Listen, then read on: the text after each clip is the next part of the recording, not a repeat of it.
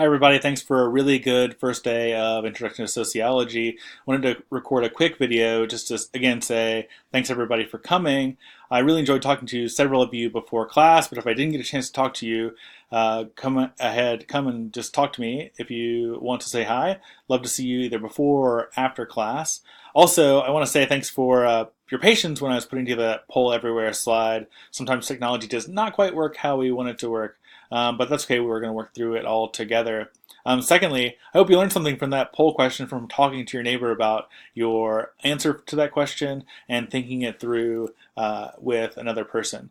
We're going to do something like that on almost every class. It's called peer instruction, and it helps you to clarify why you think the way that you do and helps you get some perspectives from other folks. So looking forward to class on Wednesday. Remember, go ahead and read that Mundanity of Excellence article, which is in the course readings folder in the modules on Canvas.